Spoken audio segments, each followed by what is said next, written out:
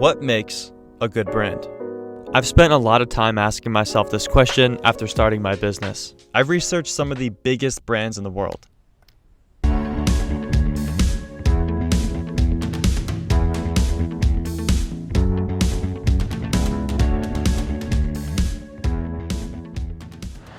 So why do people buy from these brands? It's not because they have the best laptops.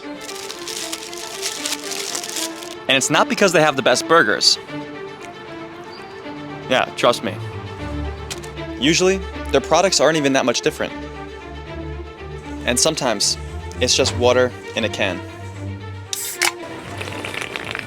Yep, just water. People buy from these brands because of community and identity. Let me explain.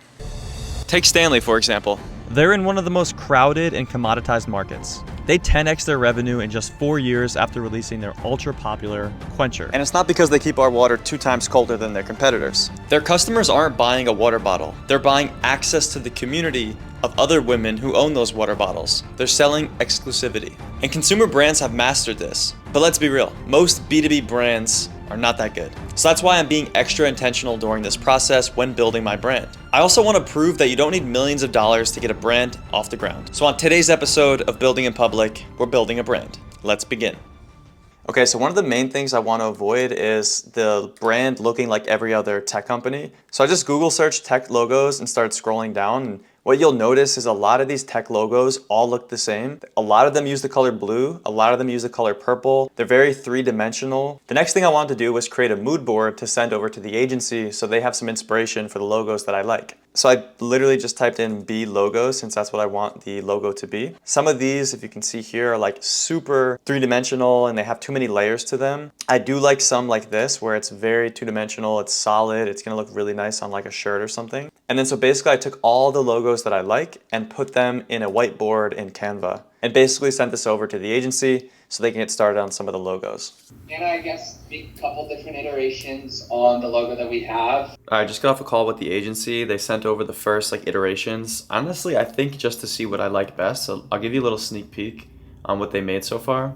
The idea is to focus on the B as the main logo. So Creatorbuzz, this is her first iteration. I didn't love this one, although I thought it was interesting and different.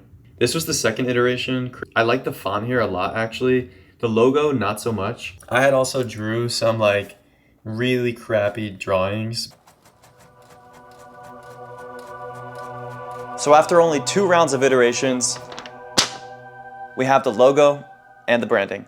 We went with a 2-dimensional B that's gonna be really nice printed on merchandise and on the website. And then also we put 2 B's as the wings, like B2B. And then we have the Creatorbuzz here with the buzz in bold. And then we have this really loud and bold yellow that we're gonna use all over the website. So I'm really happy with the way this turned out. So we have the business, we have the name, we have the logo. The website's dropping live next week, so stay tuned for the next episode.